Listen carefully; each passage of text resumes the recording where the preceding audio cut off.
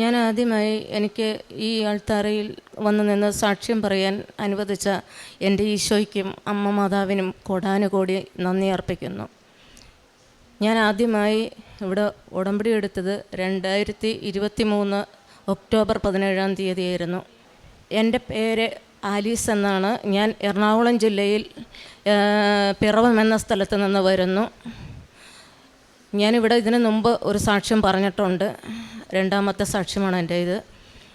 ഞാൻ എൻ്റെ നിയോഗമായി വെച്ചിരുന്ന എൻ്റെ വസ്തുവും വീടും ജപ്തി നടപടി നേരിട്ടുകൊണ്ടിരുന്നപ്പോഴാണ് ഞാനിവിടെ വന്ന് ഉടമ്പടി എടുക്കുന്നത്. പിന്നീട് രണ്ടാമത്തെ എൻ്റെ നിയോഗം എൻ്റെ മകളും ഞാനും തമ്മിൽ തെറ്റിയുള്ള ജീവിതമായിരുന്നു.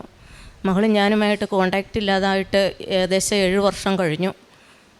അതിനെ തുടർന്ന് അവളുടെ വിദ്യാഭ്യാസ പഠനത്തിന് വേണ്ടിയാണ് എൻ്റെ വീടും വസ്തുവും ഞാൻ സർവീസ് സഹകരണ ബാങ്കിൽ 2011 പണയം വെച്ച് 4 ലക്ഷം രൂപയോളം 2 പ്രാവശ്യമായിട്ട് എടുത്തിട്ടുണ്ട്.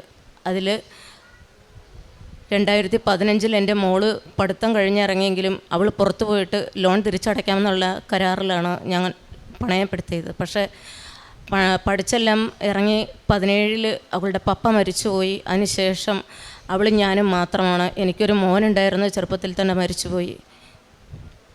അപ്പോൾ ഇവളും കൂടെ എന്നെ വിട്ടിട്ട് പോകാൻ കാരണം ഈ പ്രണയവലയത്തിൽപ്പെട്ടപ്പോൾ ഞാൻ അതിനെതിരെ നിന്നു എന്നുള്ളതാണ്. അവൾ എന്നെ അംഗീകരിക്കുകയോ വസ്തുവിൻ്റെ ലോൺ തിരിച്ചടയ്ക്കുകയോ ചെയ്യില്ല എന്ന് എന്നോട് വാശി പിടിച്ച് അവളിപ്പോൾ 4 വർഷം സൗദി അറേബ്യയിൽ BSc നഴ്സായിട്ട് സ്റ്റാഫ് വർക്ക് ചെയ്തു. അതിനുശേഷം ഇപ്പോൾ 2 വർഷമായിട്ട് UK പോയി. പക്ഷേ ഈ പയ്യനും കുടുംബക്കാരുമായിട്ട് മാത്രമേ ഇവർക്ക് കണക്ഷനുള്ളൂ. ഞാനോ എൻ്റെ ബന്ധുക്കളായിട്ടോ പെടബന്ധുക്കളായിട്ടോ യാതൊരു ബന്ധവുമില്ല. അങ്ങനെ 7 വർഷം പിന്നിട്ട് കഴിഞ്ഞ് ഞാനിവിടെ വന്ന് ഉടമ്പടി എടുത്തു. ആദ്യത്തെ ഉടമ്പടിയിൽ എനിക്ക് എൻ്റെ കാശുരൂപം നഷ്ടപ്പെട്ടു പോയതുകൊണ്ട് 9/3/2024 ഞാൻ രണ്ടാമതൊരു ഉടമ്പടി പുതുക്കിയെടുത്തു. ഡിസംബർ 19 എനിക്ക് ജപ്തി നോട്ടീസ് ബാങ്കുകാർ കൊണ്ട് എൻ്റെ വീട്ടിൽ പതിക്കുകയും അതേ തുടർന്ന് ഞാനിവിടെ വന്ന് അച്ഛനെ കാണാൻ എനിക്ക് ദൈവാനുഗ്രഹം ഉണ്ടായി. ഇവിടെ വന്ന് ഞാൻ അച്ഛനെ കണ്ട് പ്രാർത്ഥിച്ചു. അച്ഛൻ എനിക്കൊരു കാശുരൂപം തന്നു. അത് കൊണ്ടുപോയി ഞാൻ എൻ്റെ വീടിൻ്റെ മുറ്റത്ത് കുഴിച്ചിട്ട് വിശ്വാസ പ്രമാണം ചൊല്ലി നിരന്തരം പ്രാർത്ഥിച്ചുകൊണ്ടിരുന്നു. ഉപ്പ്, വെഞ്ചരിച്ച മണ്ണ് ഇതെല്ലാം കൊണ്ടുപോയി ഞാൻ എൻ്റെ വസ്തുവിൽ ചുറ്റും ഇട്ട് വിശ്വാസ പ്രമാണം ചൊല്ലി. അതുപോലെ എൻ്റെ എല്ലാ ദിവസവും ഞാൻ അരമണിക്കൂർ ബൈബിൾ വായിക്കുകയും അതുപോലെ ദൈവത്തോട് നിരന്തരം പ്രാർത്ഥിച്ചുകൊണ്ട് ഇരിക്കുകയും ചെയ്തുകൊണ്ടിരുന്നു. അതിനെ തുടർന്ന് ഇവർ 30 ലോൺ തിരിച്ചടച്ചില്ല എങ്കിൽ 31 എൻ്റെ വസ്തു പരസ്യമായിട്ട് ലേലം ചെയ്യുമെന്ന് അവർ ലേലപരസ്യം ചെയ്തു പത്രത്തിൽ. അന്ന് ആ ബാങ്കിൽ 45 പേരുടെ ലിസ്റ്റായിരുന്നു ഉണ്ടായിരുന്നത്. പക്ഷേ ഞാനിവിടെ ഉടമ്പടിയിലിടുന്ന സമയത്ത് അമ്മയോട് ചോദിച്ചു, എല്ലാവർക്കും നിയമസഭയിലും കണ്ടൊരു ബില്ലിറക്കി, അപ്പോൾ എല്ലാവർക്കും ആനുകൂല്യം ഒരുപോലെയല്ലേ, എനിക്കും അതുപോലെയല്ലേ തരുന്നത്, ഞാൻ എന്താണ് വ്യത്യസ്ത എന്ന് അമ്മയോട് ചോദിച്ചപ്പോൾ പിറ്റേ ദിവസം ഞാൻ അറിയാനിടയായി ഈ 45 പേരുടെ പേരിലും 44 പേരും തള്ളിക്കളഞ്ഞ് എൻ്റെ ഒരാക്കടെ മാത്രം വസ്തു ലേലം ചെയ്തു എന്ന്. അപ്പം തന്നെ എനിക്ക് മനസ്സിലായി അമ്മ തന്നെയാണ് ഇതിൽ ലേലം ചെയ്യാൻ ചെന്നിരുന്നതെന്ന്. പക്ഷേ അതേ തുടർന്ന് ലേലം ചെയ്തതല്ലാതെ എൻ്റെ വസ്തുവിൽ നിന്ന് എന്നെ ഇറക്കി വിടാനോ ബാങ്കുകാർ പിന്നെ വന്ന് ഒരു തരത്തിലും എന്നെ ശല്യം ചെയ്യാനോ അമ്മ ഇടവരുത്തിയിട്ടില്ല എന്നുള്ളതിന് അതാണ് എൻ്റെ ഏറ്റവും വലിയ സാക്ഷ്യം. അതേ തുടർന്ന് 7 വർഷമായിട്ട് മിണ്ടാതിരുന്ന എൻ്റെ മകൾ പിന്നീട് എൻ്റെ സഹോദരങ്ങൾ വിളിക്കാനും സംസാരിക്കാനും ഇടവന്നിട്ടുണ്ട്. എന്നെ ഡയറക്റ്റ് വിളിക്കട്ടെ എന്ന് വിചാരിച്ചാണ് ഞാനിവിടെ സാക്ഷ്യം പറയാൻ വൈകിപ്പോയത്. അതിനെ ഓർത്ത് ഇപ്പോൾ അച്ഛൻ പല ധ്യാനത്തിലും പറയേണ്ടായി, നിങ്ങൾക്കെല്ലാം കിട്ടട്ടെ എന്ന് ഓർത്ത് നിങ്ങൾ ധ്യാനത്തിൽ സാക്ഷ്യം പറയാൻ വൈകരുതെന്ന്. അങ്ങനെ കേട്ടപ്പോൾ പിന്നെ ആയപ്പോൾ എനിക്ക് തോന്നി എന്നോട് തന്നെയാണോ അച്ഛൻ ഇത് പറയുന്നതെന്ന്. അതോർത്തിട്ട് എന്നാൽ രണ്ടാമത് ഇവിടെ സാക്ഷ്യം എഴുതി കൊടുത്തിട്ട് പോയിട്ടും പിന്നെ എനിക്ക് മനസ്സമാധാനം ഇല്ലാഞ്ഞിട്ട് ഞാൻ ഇവിടെ വന്ന് വീണ്ടും പറയാൻ തയ്യാറായത്. ഇതിന് 2 സാക്ഷ്യങ്ങൾ അങ്ങനെ എൻ്റെ ഉടമ്പടി സാക്ഷ്യ നിയോഗങ്ങളാണ്. നാളെ എനിക്ക് എൻ്റെ മോളെയും കൂട്ടി ഇവിടെ വന്ന് സാക്ഷ്യം പറയാൻ അമ്മ എന്നെ അനുവദിക്കും എന്ന് ഞാൻ പൂർണ്ണമായിട്ടും വിശ്വസിക്കുന്നു. എൻ്റെ ആധാരം അമ്മയെ കൊണ്ട് കാണിച്ച് മകളെയും കൊണ്ടേ കാണിച്ച് ഉടമ്പടിയിലാക്കണമെന്നാണ് എൻ്റെ ആഗ്രഹം. അതെൻ്റെ അമ്മയോട് ഞാൻ നിരന്തരം പ്രാർത്ഥിച്ചുകൊണ്ടിരിക്കുന്നു. ഞാൻ കാരുണ്യ പ്രവൃത്തിയായിട്ടും അതുപോലെ എൻ്റെ ആത്മീയ ജീവിതമായിട്ടൊക്കെ ഒരുപാട് മാറി. കാരണം ഞാൻ ഏതാണ്ട് ഒരു 17-18 ഞാനിവിടെ വരേണ്ട ആളായിരുന്നു. പക്ഷെ ഞാൻ വന്നപ്പോൾ വൈകിപ്പോയി. 2023 വരെ ഞാൻ നീണ്ടു നിന്നു വരാതെ. പക്ഷെ അമ്മ എന്തായാലും എന്നെ കൊണ്ടുവരും. അതിന് നമ്മൾ ഈ ഉടമ്പടി പത്രവും അല്ലെങ്കിൽ ഒരാൾക്ക് കൊടുത്താൽ പോലും അത് വെച്ച് നീട്ടിയിട്ട് ആ ആൾ വാങ്ങിച്ചില്ലെങ്കിൽ പോലും തീർച്ചയായിട്ടും ആ ആളെ അമ്മ ഇവിടെ കൊണ്ടുവരും എന്നുള്ള കാര്യത്തിൽ ഒരു സംശയവും ഇല്ല എനിക്ക്. കാരണം ഞാൻ പത്രം കൊടുക്കുമ്പോൾ എല്ലാവരോടും പറയും എല്ലാ കാര്യങ്ങളും. കാരണം ഞാനിവിടെ വരാൻ വൈകിപ്പോയത് എനിക്ക് കിട്ടിയ അറിവിൻ്റെ കുറവിലാണ് എന്നെനിക്ക് മനസ്സിലായി. പക്ഷെ ഞാൻ പത്രം കൊടുക്കുമ്പോൾ എനിക്ക് കിട്ടാതെ പോയ അറിവ് എല്ലാവർക്കും ഉണ്ടാവാൻ വേണ്ടിയിട്ട് എൻ്റെ അനുഭവങ്ങളും എല്ലാം എനിക്കറിയാവുന്ന വചനങ്ങളും പങ്കുവെച്ചുകൊണ്ട് ഞാൻ അവരോട് പത്രം ചിലപ്പോൾ ഒരു അരമണിക്കൂറൊക്കെ നിന്ന് വേണം ഒരു പത്രം ഞാൻ ഒരാൾക്ക് കൊടുക്കാനായിട്ട്. അങ്ങനെയൊക്കെ ഞാൻ കൊടുക്കുന്നത്. അതുപോലെ തന്നെ ഇവിടുന്ന് പത്രം വാങ്ങിച്ചുകൊണ്ട് പോയാൽ വീട്ടിൽ കൊണ്ടുപോയി ഉടമ്പടി തൈലം കുരിശിട്ട് ഉപ്പിട്ട് പ്രാർത്ഥിച്ച് ഈ പത്രം ഞാൻ ഓരോ വ്യക്തികളുടെ അടുത്തും വിശ്വാസ പ്രമാണം ചൊല്ലിയാണ് കൊണ്ടു കൊടുക്കാറ്. കാരണം ഇവിടുന്ന് കൊടുക്കുമ്പോൾ പലരിൽ നിന്നും കുറേ അനുഭവങ്ങൾ എനിക്കുണ്ടായിട്ടുണ്ട്. അത് ഒന്ന്, പത്രം കൊടുക്കുമ്പോൾ എന്നോടൊരു വ്യക്തി കൃപാസനത്തിൻ്റെ ബാക്ക് വശത്ത് താമസിക്കുന്നതാണ്, 2 സെക്യൂരിറ്റിമാർ ചേട്ടന്മാരാണ്. അവരെന്നോട് ചോദിച്ചു, എന്തിനാണ് കൃപാസനത്തിൽ ഉടമ്പടി എടുക്കുമ്പോൾ ഈ പത്രം നിങ്ങൾ കൊടുക്കണമെന്ന് ഇത്ര നിർബന്ധം പിടിക്കണമെന്ന്. അപ്പം ഞാൻ പറഞ്ഞു, ചേട്ടാ നിങ്ങൾക്ക് കൃപാസനത്തിൻ്റെ ബാക്ക് വശത്തല്ലേ താമസിക്കുന്നത്, നിങ്ങളൊരു ദിവസം ഫ്രണ്ട് വശത്തോടെ കയറി വന്ന അമ്മേനൊന്നും കണ്ട് ചോദിച്ചു നോക്ക് എന്തിനാണ് ഈ പത്രം കൊടുക്കണേന്ന്. ഞാൻ പറഞ്ഞു, എനിക്ക് ഈ പത്രം കൊടുക്കുന്നതിൽ ഒരു വലിയ സന്തോഷമുള്ള ഒരു കാര്യമാണ്. എൻ്റെ ദൈവത്തിൻ്റെ രാജ്യം പ്രസംഗിക്കാൻ നിങ്ങളുടെ അടുത്ത് ഒത്തിരി സമയം നിൽക്കാൻ എനിക്ക് കഴിയില്ല. അപ്പം നിങ്ങളിത് വായിക്കുകയാണെങ്കിൽ ഒത്തിരി കാര്യങ്ങൾ നിങ്ങൾ മനസ്സിലാക്കും. അത് എൻ്റെ ഈ ഒരു പത്രം തരലിലൂടെ നടക്കുമല്ലോ എന്നുള്ളത് മാത്രം. ഈ പത്രം കൊടുക്കുന്നത് ദൈവത്തെ നിങ്ങളെ അറിയിക്കാനും അറിയാൻ പാടില്ലാത്തവരെ അറിയിക്കാനും അറിഞ്ഞവരെ ആഴപ്പെടുത്താനും വേണ്ടിയാണ്. ഇതിൽ എഴുതിയിട്ടുള്ളതെല്ലാം ദൈവവചനങ്ങളാണ്. ഇത് ഞാൻ കഴിഞ്ഞ ആലപ്പുഴ ബസ് സ്റ്റാൻഡിലൂടെ ഞാൻ പത്രം കൊടുത്തിട്ട് തിരിച്ചു പോരുമ്പോൾ ഒരു ഷീറ്റ് പത്രം, കൃപാസന പത്രം ചവിട്ടി തേച്ച് മണ്ണിലിട്ടിരിക്കുന്നത് എനിക്കിത് കണ്ടപ്പോൾ വിഷമം തോന്നി. ഞാനിതെടുത്ത് കയ്യിൽ വെച്ചു. ആ ചേട്ടന്മാരുടെ അടുത്ത് വന്ന് ചേട്ടന്മാർ സംസാരിച്ചപ്പോൾ എനിക്ക് പെട്ടെന്ന് മനസ്സിൽ തോന്നി, ഈ പത്രം അവരെ എടുത്ത് കാണിക്കണം. നിങ്ങൾ ഓരോരുത്തരും പത്രം വാങ്ങിച്ചിട്ട് വായിക്കാൻ കഴിയില്ലെങ്കിൽ അത് വാങ്ങിക്കരുത്. അത് വളരെ ഭക്തിയോടെ വായിക്കേണ്ടതും കൈകാര്യം ചെയ്യേണ്ടതുമായ ദൈവവചനമാണ് അതിനകത്തുള്ളത് എന്ന് ഞാൻ അവരോട് പറഞ്ഞു. എന്നിട്ട് പറഞ്ഞു, ഈ പത്രം റോഡിൽ കിടന്ന് അരഞ്ഞു കിട്ടിയതാണ്, ഇതെടുത്ത് ഞാൻ എൻ്റെ ബാഗിൽ സൂക്ഷിക്കും. കാരണം ഇതെൻ്റെ ദൈവത്തിൻ്റെ വചനമാണ്. എൻ്റെ ദൈവം വചനമായിട്ട് എൻ്റെ അടുത്തിരിക്കുന്നുണ്ടെങ്കിൽ അത് മണ്ണിൽ കിടന്ന് അരഞ്ഞാൽ അതെനിക്ക് കണ്ടാൽ സഹിക്കാൻ പറ്റില്ല. അതുകൊണ്ട് ഞാനതെടുത്ത് എൻ്റെ ബാഗിലും എൻ്റെ കയ്യിലും സൂക്ഷിക്കും. അതുപോലെ പത്രം കൊടുത്ത പലരും എന്നോട് ചോദിച്ചു, നിങ്ങളിത് വായിച്ചു കഴിഞ്ഞിട്ട് ഞങ്ങൾ എന്ത് ചെയ്യണം? ഇത് ഒരുപാടായി എൻ്റെ വീട്ടിൽ. ഞാൻ പറഞ്ഞു, നിങ്ങളുടെ വീട്ടിൽ എന്തെല്ലാം സാധനം വിലപ്പിടിപ്പുള്ളത് നിങ്ങൾ വാങ്ങിച്ചു വെച്ചിട്ടുണ്ട്, അതെല്ലാം നിങ്ങൾ ഒരു ഇന്ന സമയം കഴിയുമ്പോൾ എടുത്ത് പുറത്ത് കളയുമോ? ഇല്ലല്ലോ, അത് വീട്ടിൽ സൂക്ഷിക്കുകയല്ലേ എന്ന് പറഞ്ഞ പോലെ അതിലും നന്നായി സൂക്ഷിക്കേണ്ട സാധനമായി ഇത് നിന്ന് നിങ്ങൾ സൂക്ഷിച്ചു നോക്ക്, നിങ്ങൾക്ക് അനുഭവം ഉണ്ടാകട്ടെ, അപ്പോൾ നാളെ നിങ്ങൾ ഇതെന്ത് ചെയ്യണമെന്ന് നിങ്ങൾ തന്നെ തീരുമാനിക്കുമെന്ന് പറഞ്ഞു. അതെല്ലാം അങ്ങനെ. പിന്നെ ആത്മീയ ജീവിതം എന്ന് പറയണത് എൻ്റെ ജീവിതത്തിൽ ഞാൻ കുമ്പസാരിക്കുകയോ ആഴ്ചയിലൊരിക്കൽ പോയെങ്കിൽ പോയി, അത്രയേ ഉള്ളൂ കുർബാനയിൽ. അങ്ങനെയൊക്കെ ചെയ്തിരുന്ന ഞാൻ ഇന്ന് എല്ലാ ദിവസവും വെളുപ്പിനെ 3 മണിക്ക് എണീച്ച് കരണക്കൊന്ത ചൊല്ലി ജപമാല ചൊല്ലി അരമണിക്കൂർ ബൈബിൾ വായിച്ച് അച്ഛൻ്റെ രാവിലെയുള്ള അനുദിന അനുഗ്രഹ പ്രാർത്ഥന കൂടി, അതുപോലെ എൻ്റെ അതിനുശേഷം കൃപാസന ഉടമ്പടി പ്രാർത്ഥന ചൊല്ലി 6:30 ആകുമ്പോഴേക്കും ഞാൻ എൻ്റെ പള്ളിയിൽ കുർബാനയ്ക്ക് പോയിരിക്കും. കൃത്യമായിട്ട് എല്ലാ ദിവസവും ഇതിങ്ങനെ തന്നെ ഞാൻ ആവർത്തിച്ചു പോരുന്നു. കാരണം എൻ്റെ ജീവിതത്തിൽ ഇന്ന് ഏറ്റവും വലിയ സ്വർഗീയ സന്തോഷമാണ് ഞാൻ അനുഭവിക്കുന്നത് ഈ ഉടമ്പടിയിലായ ശേഷം. കാരണം എൻ്റെ ദൈവത്തെ അറിയാനും എൻ്റെ ദൈവമത്തോടും അമ്മ മാതാവിനോടൊപ്പമുള്ള ഈ സഞ്ചാരം എൻ്റെ നിത്യത വരെ തുടരാൻ എന്നെ അനുഗ്രഹിക്കണമെന്ന് ഞാൻ എൻ്റെ അമ്മയോടും ഈശോടും പ്രാർത്ഥിച്ചുകൊണ്ടിരിക്കുന്നു. അതുപോലെ എൻ്റെ ഉടമ്പടി നേർച്ച വസ്തുക്കൾ ഉപയോഗിച്ച് പലയിടത്തും രോഗങ്ങൾ, എനിക്ക് തന്നെ രോഗസൗഖ്യം വന്നിട്ടുണ്ട്. എൻ്റെ കാലിൽ 2 വർഷമായിട്ടുണ്ടായിരുന്ന ചൊറിഞ്ഞു പൊട്ടിത്തടിച്ച് ഉണ്ടാകുന്ന അലർജി, അത് ഈ ഉടമ്പടി തൈലവും ഉപ്പും തേനും മാത്രം ഉപയോഗിച്ച് അത് മാറി. അതുപോലെ തന്നെ രോഗസൗഖ്യങ്ങളായിട്ട് പത്രപ്രവർത്തനത്തിന് പോകുമ്പോഴൊക്കെ ഞാൻ രോഗി സന്ദർശനത്തിനൊക്കെ പോകുമ്പോൾ എല്ലാവർക്കും ഈ ഉടമ്പടി തൈലം ഉപയോഗിച്ച് സ്ലീബ ഇട്ട് പ്രാർത്ഥിച്ച് വിശ്വാസ പ്രമാണമൊക്കെ ചൊല്ലി കാശ് രൂപമൊക്കെ വെച്ച് ചെയ്യാറുണ്ട്. അങ്ങനെ പലയിടത്തും എനിക്ക് അനുഭവം ഉണ്ടായിട്ടുണ്ട്. ഓൾറെഡി ഞാൻ എറണാകുളം ജനറൽ ആശുപത്രിയിൽ ക്യാൻസർ പേഷ്യൻസിൻ്റെ വാർഡിൽ പോകാനായിട്ട് ചെന്നപ്പോൾ അന്ന് എനിക്ക് അവരെ എന്തോ പ്രശ്നം കൊണ്ട് കയറിപ്പാൻ സാധിച്ചില്ല. ശേഷം ഞാൻ പുറത്ത് ഇത് പത്രം, അതുപോലെ കാശുരൂപം, ഇവിടുന്ന് കിട്ടുന്ന പ്രാർത്ഥനാ പുസ്തകം, അതുപോലെ ജപമാല, ബൈബിള്, ഇതെല്ലാം വാങ്ങിച്ച് ഉപ്പ്, ഇതെല്ലാം വാങ്ങിച്ച് ഞാൻ പോകുമ്പോൾ പത്രം കൊടുക്കുന്നതിൻ്റെ കൂട്ടത്തിൽ ഇതെല്ലാം ഞാൻ കൊടുക്കാറുണ്ട്. അതുപോലെ ഒത്തിരി വിഷമിച്ചിരിക്കുന്ന ആൾക്കാരെ കാണുമ്പോൾ അവർക്ക് വേണ്ടി ഞാൻ പ്രാർത്ഥിക്കാറുണ്ട്. പ്രാർത്ഥിക്കുമ്പോൾ അതുപോലെ ഒരു ദിവസം ഇതുപോലെ എറണാകുളം ജില്ലാ ആസ്പത്രി വെച്ച് ഞാൻ പ്രാർത്ഥിച്ചു കഴിഞ്ഞപ്പോൾ അവർ ഔട്ട് പേഷ്യൻ്റ് വിഭാഗമായിരുന്നു. വന്ന് ഡോക്ടറെ കാണാൻ വന്ന ഒരു പയ്യൻ ഒരു 10-20 വയസ്സുണ്ടാവും. പക്ഷേ അതിന് ഭയങ്കരമായിട്ട് മേലുവേദനയാണെന്നാണ് പറഞ്ഞത്. എന്താണ് രോഗമെന്ന് അവർക്ക് അറിയില്ലെന്ന് പറഞ്ഞു. അപ്പം ഞാനിത് എൻ്റെ കയ്യിൽ ഒരു പത്രം മാത്രമേ ബാക്കിയുള്ളൂ. അപ്പം ഞാനിത് കൊടുത്തിട്ട് പറഞ്ഞു. അപ്പം എൻ്റെ കൂട്ടത്തിൽ 2-3 പേര് ഒന്നിച്ചാണ് ഞങ്ങൾ അവിടെ എല്ലായിടത്തും പോകുന്നത്. അപ്പം അവരുടെ കയ്യിലിരുന്ന കാശുരൂപമൊക്കെ വാങ്ങിച്ച് ഞാൻ ഇവർക്ക് കൊടുത്തിട്ട് ഇവർക്ക് സാമ്പത്തിക ബുദ്ധിമുട്ട് കാരണം ഇവിടെ വരാൻ കഴിയുന്നില്ല എന്നാണ് പറഞ്ഞത്. പക്ഷേ ഞാൻ പറഞ്ഞു നിങ്ങളെങ്ങനെയെങ്കിലും ഇവിടെ വരണം എന്ന് പറഞ്ഞ് അവരുടെ അടുത്ത് ഇത് കൊടുത്തു കഴിഞ്ഞിട്ട് ഞാൻ പറഞ്ഞു എൻ്റെ കയ്യിലൊന്നുമില്ല തരാൻ, ഞാൻ ഈ തൈലം ഉപയോഗിച്ച് പ്രാർത്ഥിക്കാം എന്ന് പറഞ്ഞ് ആ പബ്ലിക്കായിട്ട് ആ സ്ഥലത്ത് നിന്ന് ഈ കൊച്ചിൻ്റെ നെറ്റത്ത് ഞാനിത് സ്ലീബ വരച്ച് പ്രാർത്ഥിച്ചു കഴിഞ്ഞപ്പോൾ തന്നെ എൻ്റെ ശരിക്കും അമ്മ മാതാവിൻ്റെ ആ സുഗന്ധാഭിഷേകം എനിക്ക് വരികയും അപ്പം തന്നെ എനിക്ക് മനസ്സിലായി അമ്മ ഈ പ്രശ്നത്തിൽ ഏറ്റെടുത്തിട്ടുണ്ടെന്ന്. ഞാൻ ആ പയ്യനോട് അപ്പം തന്നെ പറഞ്ഞു നിങ്ങളുടെ രോഗം വീട്ടിലെത്തുന്നതിന് മുൻപേ മാറിക്കൊള്ളൂ എന്ന്.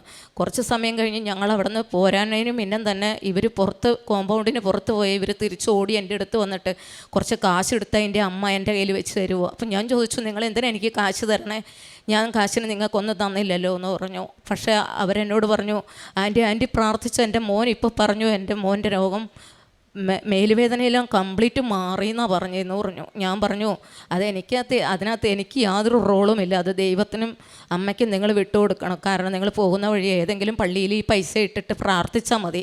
അമ്മയുടെ അടുത്ത് പോയി നിങ്ങൾ ഉടമ്പടി എടുത്ത് കഴിയുമെങ്കിൽ എങ്ങനെയെങ്കിലും പ്രാർത്ഥിക്കുക എന്ന് പറഞ്ഞു. അങ്ങനെ അവർ പോന്നു. എന്താ പറയുക, ഭൗതിക നേട്ടങ്ങളെക്കാളേറെ എൻ്റെ ആത്മീയ വളർച്ചയായിരുന്നു എനിക്കിതിനകത്ത് ഉണ്ടായത്. ഉടമ്പടി വഴി എന്നുവെച്ചാൽ കുമ്പസാരിക്കാൻ ഞാൻ ആണ്ടിൽ 2 പ്രാവശ്യമൊക്കെ കഷ്ടിയാണ് കുമ്പസാരിച്ചിരുന്നത്. പക്ഷേ ഇന്നിപ്പോൾ ഞാൻ 2 ആഴ്ചയിലൊരിക്കൽ കുമ്പസാരിക്കാൻ തുടങ്ങി. ഡെയിലി പ്രാർത്ഥനയിൽ കുർബാനയിൽ പങ്കെടുക്കാൻ തുടങ്ങി. ഒരു ദിവസം കുർബാനയിൽ പങ്കെടുത്തില്ലെങ്കിൽ എനിക്ക് എന്താണെന്ന് പറയാനറിയില്ല, ഒരു വിഷമമാണ്.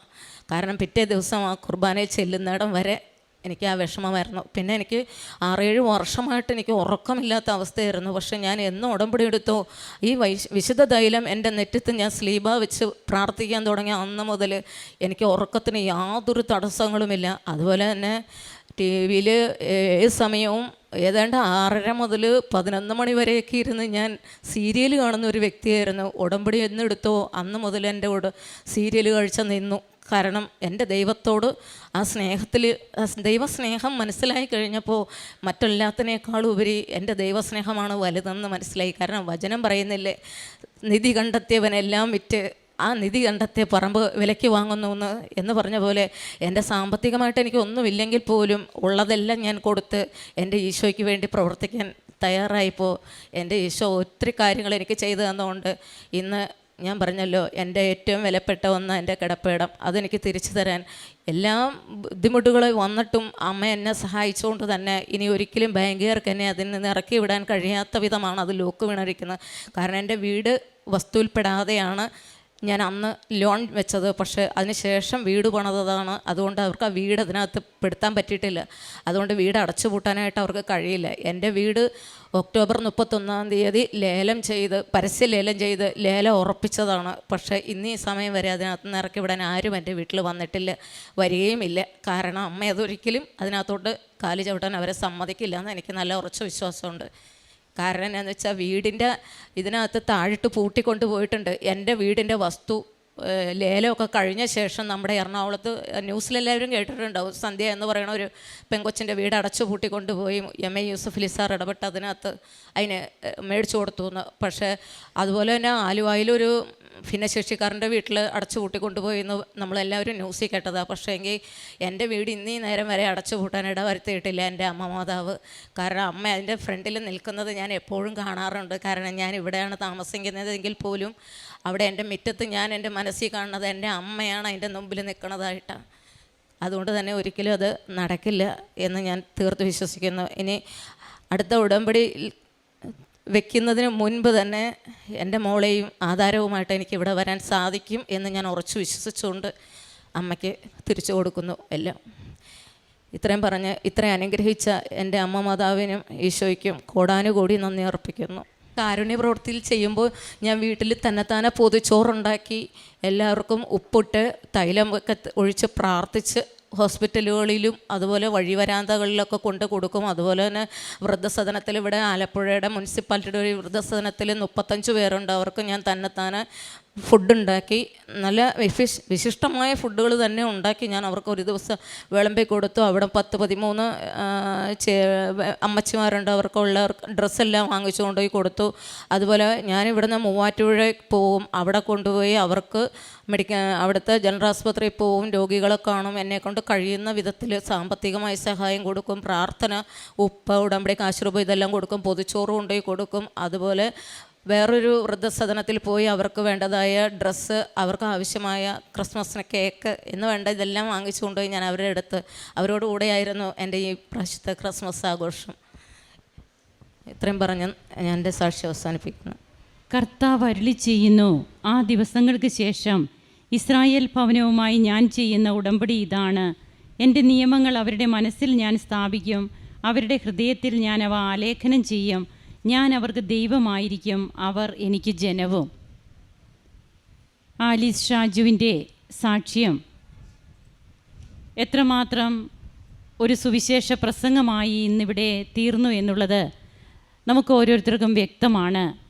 അനുഭവ പ്രസംഗം എന്നാണ് സാക്ഷ്യത്തെ ബഹുമാനപ്പെട്ട VP ജോസഫ് അച്ഛൻ വിശേഷിപ്പിക്കുന്നത്. ഇതൊരു പ്രസംഗം തന്നെയാണ്. ഓരോ വ്യക്തികളും തങ്ങളുടെ ജീവിതത്തിൽ ദൈവിക ഇടപെടലുകൾ അതും ജനസമക്ഷം ഏറ്റുപറഞ്ഞ് ദൈവത്തെ മഹത്വപ്പെടുത്തുക. ആദ്യമായിട്ടായിരിക്കാം പലരും ഒരു മൈക്കൊക്കെ പിടിച്ച് ഒരു സദസ്സിന് മുമ്പിലൊക്കെ നിൽക്കുക. അതിനുമൊക്കെ ഉടമ്പടിയിലൂടെ നമുക്ക് അതിനുമൊക്കെ അവസരങ്ങൾ കിട്ടുകയാണ്. അമ്മ ഒന്നും നിഷേധിക്കുന്നില്ല എന്നുള്ളത് തന്നെയാണ്. വിദ്യാഭ്യാസമുള്ളവരും വിദ്യാഭ്യാസമില്ലാത്തവരും ഒന്നുപോലെ മൈക്ക് പിടിച്ച് കയറുന്ന ഒരു സ്റ്റേജാണിത്. ഇവിടെ ആർക്കും പ്രിഫറൻസ് ഇല്ല, എല്ലാവർക്കും, അതായത് അക്ഷരജ്ഞാനമൊന്നും വേണ്ട ഈ സദസ്സിൽ കയറി നിൽക്കാൻ.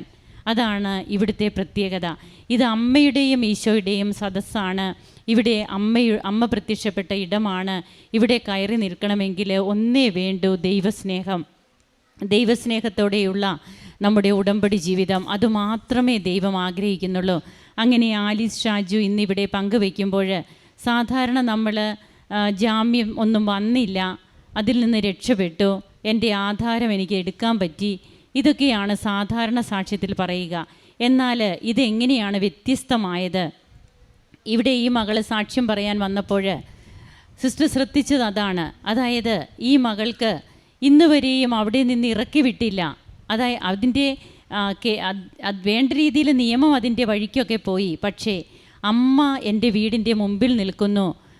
ബഹുമാനപ്പെട്ട VP ജോസഫ് അച്ഛനെ വന്ന് കണ്ട് അച്ഛൻ്റെ ബ്ലെസ്സിങ് സ്വീകരിച്ച് അവിടെ കാശുരൂപമൊക്കെ താൻ ഇട്ടു, ഉടമ്പടി നേർച്ച വസ്തുക്കളിട്ട് പ്രാർത്ഥിച്ചു. അവിടെ അമ്മയാണ് നിൽക്കുന്നത് എൻ്റെ വീടിൻ്റെ മുമ്പിൽ. അവിടെ ആര് വന്നാലും അമ്മ സീല് ചെയ്ത വീടാണത്. അവിടെ ആർക്കും പ്രവേശനമുണ്ടാകില്ല, ആരും തന്നെ അവിടെ നിന്ന് ഇറക്കി വിടില്ല. ഇന്ന് എത്രയോ നാളുകളായി തൻ്റെ വീടിന് വേണ്ടിയിട്ടുള്ള ആ നടപടിക്രമങ്ങളൊക്കെ നിയമപരമായി നടന്നെങ്കിലും തനിക്കിപ്പോഴും വീട്ടിൽ പോകാം, സ്വാതന്ത്ര്യത്തോടെ തനിക്ക് ജീവിക്കാം, തന്നെ ആരും ഇറക്കി വിടില്ല എന്ന് ഉറപ്പോടെ പറയുമ്പോൾ ഇത് തലയുടെ മുകളിലുള്ള പ്രാർത്ഥനയല്ല, ചുണ്ടിൻ്റെ പുറത്തുള്ള പ്രാർത്ഥനയല്ല, ഇത് ചങ്കിൻ്റെ പ്രാർത്ഥനയാണ്. അതുകൊണ്ടാണ് ജോസഫ് അച്ഛൻ പറയുക, ഇത് നാം തലയിലല്ല ഉടമ്പടി പ്രാർത്ഥന കൊണ്ടു നടക്കേണ്ടത്, ചുണ്ടിലല്ല കൊണ്ടു നടക്കേണ്ടത്, ഹൃദയത്തിൽ ദൈവത്തെ സ്നേഹിക്കുന്ന വ്യക്തികളാവുക. അങ്ങനെ തൻ്റെ ജീവിതത്തിൽ ഇന്ന് താൻ ജീവിക്കുന്ന ഒരു അനുഭവ സാക്ഷ്യമായിട്ട് മറ്റുള്ളവരുടെ മുമ്പിൽ മാറുകയാണ്. ഹെബ്രായർക്കുള്ള ലേഖനത്തിൽ 4-ാം അധ്യായത്തിൽ തിരുവചനം വീണ്ടും അരുളി ചെയ്യുന്നുണ്ട്, ദൈവത്തിൻ്റെ വചനം സജീവവും ഊർജ്ജസ്വലവുമാണ്, ഇരുതല വാളിനേക്കാൾ മൂർച്ചയേറിയതും ചേതനയിലും ആത്മാവിലും സന്ധിബന്ധങ്ങളിലും മജ്ജയിലും തുളച്ചു കയറി ഹൃദയത്തിൻ്റെ വിചാരങ്ങളെയും നിയോഗങ്ങളെയും വിവേചിക്കുന്നതുമാണ്. അവൻ്റെ മുൻപിൽ ഒരു സൃഷ്ടിയും മറഞ്ഞിരിക്കുന്നില്ല, അവിടുത്തെ കൺമുൻപിൽ സകലതും അനാവൃതവും വ്യക്തവുമാണ്. നാം കണക്ക് ബോധിപ്പിക്കേണ്ടതും അവിടുത്തെ സന്നിധിയിലാണ്.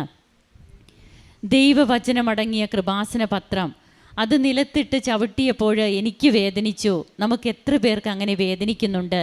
ആ വേദന ദൈവത്തിൻ്റെ പുത്രനെ കുറിച്ചുള്ള വേദനയാണ്. പരിശുദ്ധ അമ്മയുടെ തിരുനടയിൽ ഞാനെടുത്ത ഉടമ്പടിയെക്കുറിച്ച് എന്നെ ഓർമ്മപ്പെടുത്തുന്ന വേദനയാണ്. ഈ വേദന നമുക്കുണ്ടെങ്കിൽ തീർച്ചയായും നമ്മെക്കുറിച്ച് വേദനിക്കുന്ന ഒരു ദൈവത്തെ നമുക്കും കാണാൻ കഴിയും. ആ ദൈവം സ്വർഗത്തിലിരുന്ന് എല്ലാം കാണുകയല്ല, നമ്മുടെ വീട്ടിൽ നമ്മോട് കൂടെ ഇറങ്ങി വരുന്ന, ഇന്ന് നമ്മോടൊപ്പം സഞ്ചരിക്കുന്ന ദൈവമാണെന്നാണ് ഈ മകൾ ഇവിടെ സാക്ഷ്യപ്പെടുത്തിയത്. അങ്ങനെ അതിനു വേണ്ടിയിട്ട് ദൈവത്തിൻ്റെ വചനത്തെ മുറുകെ പിടിച്ച് ആ ദൈവവചനം മറ്റുള്ളവരോട് ബോധ്യത്തോടെ പറഞ്ഞു കൊടുക്കാനൊക്കെ ഒരു വ്യക്തിക്ക് കഴിയണമെങ്കിൽ അത് പരിശുദ്ധാത്മാവിൻ്റെ ഇടപെടലുകൾ തന്നെയാണ്. അതുകൊണ്ടാണ് മത്തായിയുടെ വിശുദ്ധ സുവിശേഷം 15 തിരുവചനം അരുളി ചെയ്യുന്നു, ഈശോ അരുളി ചെയ്യുന്നുണ്ട്, സ്ത്രീയെ നിൻ്റെ വിശ്വാസം വലുതാണ്, നീ പറഞ്ഞതുപോലെ നിനക്ക് ഭവിക്കട്ടെ. കാനാൻകാരി സ്ത്രീയോട് പറയുകയാണ്. അപ്പോൾ ഇന്ന് തൻ്റെ മകള് തന്നോട് മിണ്ടാതായിട്ട് എത്ര വർഷങ്ങൾ, ബഹുമാനപ്പെട്ട ജോസഫ് അച്ഛൻ സൂചിപ്പിക്കാറുണ്ട്, ഉടമ്പടി മക്കൾക്ക് വേണ്ടിയിട്ട് നാം എന്തൊക്കെ ചെയ്യണം, അവരെ പഠിപ്പിക്കുമ്പോൾ അതൊക്കെ ഈ മക്കൾ പിന്നീട് എങ്ങനെയാണ് അതൊക്കെ എടുക്കുക. അതുമൂലമാണ് തൻ്റെ വീട് ജപ്തിയിലായത്, അതായത് തൻ്റെ സ്ഥലം ജപ്തിയിലായത് എന്ന് ഈ മകൾ പങ്കുവെക്കുമ്പോൾ നാം ഒക്കെ ചിന്തിക്കേണ്ട കാര്യം തന്നെയാണ്. എങ്ങനെയാണ് നമ്മുടെ കാര്യങ്ങളിൽ നാം മക്കൾക്ക് വേണ്ടിയിട്ടാണോ ജീവിക്കേണ്ടത് അതോ ദൈവത്തിന് വേണ്ടിയിട്ടാണോ എന്ന്. ദൈവത്തെ കൂടുതൽ സ്നേഹിക്കാൻ എനിക്ക് കഴിഞ്ഞില്ല. ഈ മകൾ അത് സിസ്റ്റിനോട് പറഞ്ഞ ഒരു കാര്യമാണ്. ഞാൻ എൻ്റെ മകളെയാണ് ആശ്രയിച്ചത്, ഞാൻ ദൈവത്തെ ആശ്രയിച്ചില്ല. അത് ഇന്ന് ആലീസിന് ബോധ്യമായി. അങ്ങനെ ഈ മകൾ ഇന്നിവിടെ വന്ന് നിൽക്കുകയാണ്. പക്ഷേ തൻ്റെ മകള് ബന്ധുക്കളെ വിളിക്കാൻ തുടങ്ങി.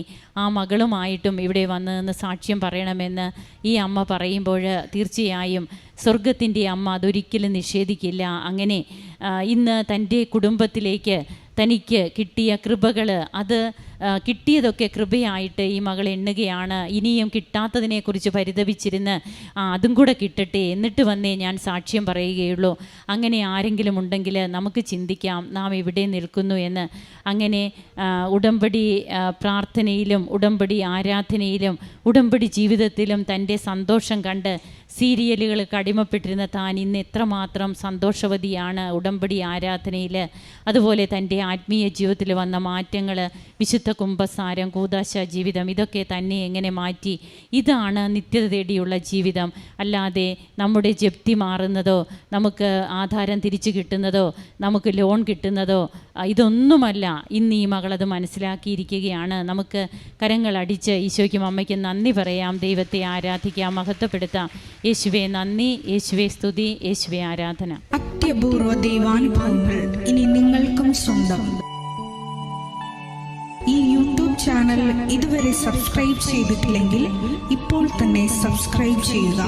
ഈ വീഡിയോ ഇപ്പോൾ തന്നെ നിങ്ങളുടെ സുഹൃത്തുക്കൾക്ക് ഷെയർ ചെയ്തുകൊണ്ട് കർത്താവിൻ്റെ പ്രേക്ഷിതരാകുക.